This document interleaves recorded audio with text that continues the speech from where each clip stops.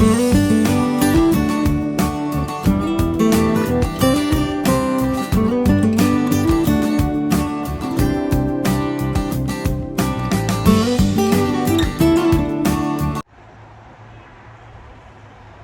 Guys मगरिब का वक्त हो रहा है और मैंने पहले टाइम लैप्स बनाया है। उसके अलावा मेरा मेन मकसद यहाँ पे बस हर वक्त खड़े होकर मैं बालकनी को एंजॉय करती रहती हूँ और मेरा दिल करता है कि मैं आप लोगों के साथ भी शेयर करूँ।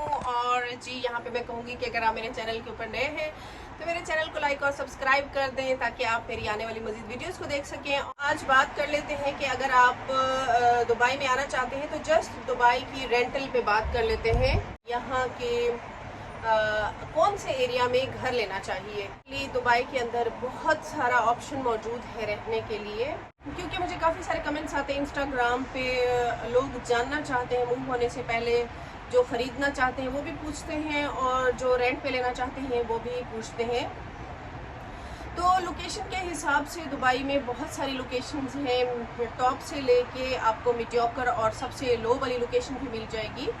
तो आपको पता है दुबई में बहुत सारी ऐसी बिल्डिंग्स हैं जो कि बहुत फेमस बिल्डर्स ने बनाई हुई हैं। अगर आप उन बिल्डिंग्स की तरफ जाएं जो कि मरीना, बिजनेस वे और ये सारी उस तरफ हैं तो वो दे आर वेरी एक्सपेंसिव। जैसे कि इमार है, मिरास है और दानूब है, इनकी जो जितनी भी बनाई हुई प्रॉपर्टीज़ हैं दे आर वेरी एक्सपेंसिव। उनकी लोकेशन बहुत खूबसूरत है और अमेजिंग व्यू होता है। आपको पता है व्यू बहुत मैटर करता है, जैसा कि हमारा है, और व्यू बहुत मैटर करता है। अगर व्यू अच्छा होता है तो इंसान का दिल खुश रहता है। आप साफ ज़रे घर में अंदर बैठे बैठे बोर हो जाते हैं और हर वक्त आप बाहर घूम फिर भी नहीं सकते हैं।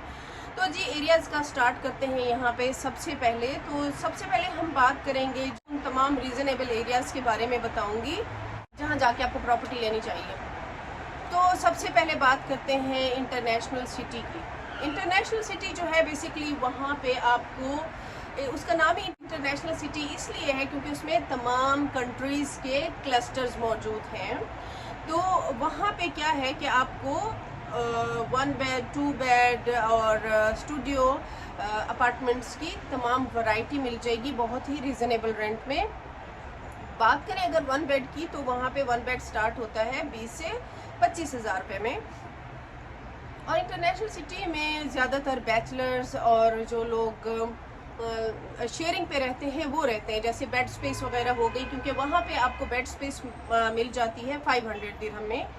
मेरी काफ़ी सारी जानने वाली लड़कियाँ जो कि हमारे पाकिस्तान से आई हुई हैं, उनसे जब मेरी मुलाकात हुई तो मुझे पता चला कि आपको बेड स्पेस 500 में मिल जाती है, जो कि क्वाइट रीज़नेबल है दुबई के अंदर। और तो वहाँ पे काफ़ी सारे लोग हैं जो कि शेयरिंग पे रहते हैं। अच्छा, अब इंटरनेशनल सिटी की बात होगी। इसके बाद आप बात करते हैं दुबई सिलिकॉन ओएसिस की, जहाँ मैं पहले रहती थी। तो वो भी एक ज़बरदस्त एरिया है क्योंकि उसके आसपास एकेडमिक सिटी है। एकेडमिक सिटी जो है उसमें तमाम दुबई की फ़ेमस यूनिवर्सिटीज़ हैं, कॉलेजेस हैं और स्कूल्स हैं।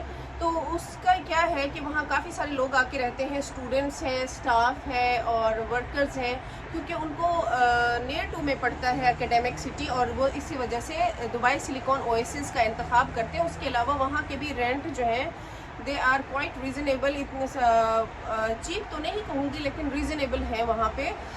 अगर आप 1 बेड का देखें तो आपको 35 to 40,000 में या इस तरह मिल जाएगा।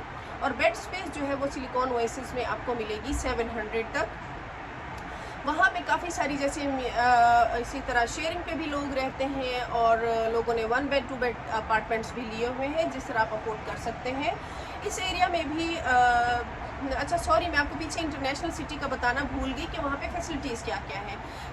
इंटरनेशनल सिटी जो है वहाँ पे आपको तमाम फैसिलिटीज़ मिलेंगी। जैसे कि अगर आप पाकिस्तान से, इंडिया से, बांग्लादेश से आ रहे हैं तो जैसे हमारे स्ट्रीट फूड होते हैं, नान की दुकान आ गई, चाय वाले का ढाबा आ गया, तो वहाँ पे आपको वो सब कुछ देखने को मिलेगा और बहुत रीज़नेबल प्राइस में। चलिए अब इसी तरह सिलिकॉन ओएसिस की बात करते हैं। सिलिकॉन ओएसिस में आपको क्लिनिक्स मिलेंगे, अच्छे वेल इक्विप्ड क्लिनिक मिलेंगे, बहुत अच्छे सैलून्स मिलेंगे, बहुत ज़बरदस्त जिम मिलेंगे, और उसके अलावा आपको इंडियन रेस्टोरेंट्स मिलेंगे, पाकिस्तानी रेस्टोरेंट्स मिलेंगे, और बहुत ही खूबसूरत एरिया है सिलिकॉन ओएसिस, बहुत ही नीट एंड क्लीन। मतलब आपको वहाँ पे तमाम फैसिलिटीज़ अवेलेबल हैं, और नियर टू में आपको बच्चों के स्कूल भी वहाँ पे मौजूद हैं, और यूनिवर्सिटीज़ भी हैं, कॉलेजेस भी हैं। तो स्कूल्स की अगर बात करें तो वहाँ पे जो नियर टू में अगर 2 to 3 मिनट्स की ड्राइव पे जो स्कूल्स हैं, दे आर वेरी एक्सपेंसिव। तो अगर आप चाहें तो आपके नियर टू में मतलब और भी काफ़ी सारे स्कूल जो कि लोकेलिटी से, कम्युनिटी से बाहर पढ़ते हैं, वो आपको मिल जाते हैं। तो अगर आप इंतखाब करते हैं सिलिकॉन ओएसिस का, तो आपके लिए फैमिलीज़ के लिए बहुत ही ज़बरदस्त जगह है रहने के लिए जिनके साथ बच्चे हैं, क्योंकि आपको ऑफिस जाना भी करीब पड़ता है, और उसके अलावा आपको बच्चों के स्कूल और ये सारी तमाम चीज़ें, सहूलियात भी वहाँ वॉकिंग डिस्टेंस पे मिल जाती हैं। और वहाँ पे मॉल भी, सिलिकॉन सेंट्रल मॉल भी वॉकिंग डिस्टेंस पे है। सिलिकॉन ओएसिस के अंदर जो सबसे बड़ी फैसिलिटी वो ये भी है कि पब्लिक ट्रांसपोर्टेशन आपकी वॉकिंग डिस्टेंस पे है। आप अपने अपार्टमेंट से बाहर निकलते हैं तो नीचे बस का स्टैंड है, और आपको कहीं दूर जाने की ज़रूरत ही नहीं पड़ती। आप वहाँ से बैठे मेट्रो जाएँ, और आपका मतलब पब्लिक ट्रांसपोर्टेशन का एक्सेस बहुत इजी है। इसी तरह इंटरनेशनल सिटी में भी पब्लिक ट्रांसपोर्टेशन का एक्सेस बहुत इजी है, बल्कि पूरे दुबई में आपका पब्लिक ट्रांसपोर्टेशन का एक्सेस बहुत ही इजी है और नीट एंड क्लीन है। अब बात करते हैं नाहदा की, नाहदा दुबई की। नाहदा जो है वो भी एक बहुत ही ज़बरदस्त एरिया है और फैमिली एरिया है। वहाँ पे काफ़ी सारी फैमिलीज़ रहती हैं, और वहाँ हाई राइज बिल्डिंग्स भी मौजूद हैं और लो राइज बिल्डिंग्स भी मौजूद हैं। और अगर आप वहाँ पे बात करें 1 बेड अपार्टमेंट की, तो वो भी आपको 25 से 30 हज़ार रुपये में मिलेगा। और बात करें अगर पब्लिक ट्रांसपोर्टेशन की, तो वहाँ पे पब्लिक ट्रांसपोर्टेशन भी मौजूद है, और आपको वहाँ पे बच्चों के पार्क्स और उसके अलावा बच्चों के पार्क्स, स्कूल, बहुत बड़ी मसाजिद और तमाम सुपरमार्केट्स वगैरह भी नियर टू में पड़ेंगी। लाइकवाइज इसी तरह सिलिकॉन ओएसिस में भी आपको बच्चों का बहुत ही ज़बरदस्त नॉर्थ पार्क के नाम से है। अगर आप वहाँ नए मूव होते हैं तो आप नॉर्थ पार्क को सर्च कीजिएगा गूगल पे, तो आपको वो लोकेशन मिल जाएगी। एक बहुत ही ज़बरदस्त पार्क है, वहाँ पे आप बारबेक्यू कर सकते हैं, बच्चों के खेल कूद का है, बहुत ही खूबसूरत पार्क है। आपके बच्चे वहाँ पे दे विल लव इट। तो इसी तरह नाहदा में भी आपको तमाम supermarkets, clinics, public transportation system, schools and everything is on the is near to में है सारा कुछ ना। तो बात हो गई रेंट की, तो रेंट भी आपको मैंने बता दिया है। तो ये जी तीसरा एरिया हो गया है। और अब बात करते हैं डेरा दुबई की। डेरा दुबई भी वहाँ पे आपको पता है वो एक दुबई का पुराना एरिया है। तो वहाँ पे बहुत सारे ऐसे लोग रहते हैं जो कि वर्कर्स हैं, जो जॉब्स करते हैं। वहाँ से उनको डेरा हो गया, यूनियन वगैरह ये हैं सारे। वहाँ से उनको क्या है कि उनके ऑफिस, हॉस्पिटल्स वगैरह जितने भी जॉब करने वाले लोग हैं वो वहाँ पे बेड स्पेस लेके रहते हैं।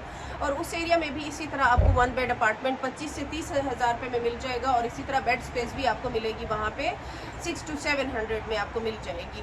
और अब बात वहाँ पे भी इसी तरह आपको तमाम फैसिलिटीज़ आपको मिलेंगी। आपको पब्लिक ट्रांसपोर्टेशन मिलेगी, आपको वहाँ पे क्लिनिक्स मिलेंगे नियर टू में, हॉस्पिटल्स मिलेंगे, बच्चों के स्कूल एंड एवरीथिंग इज़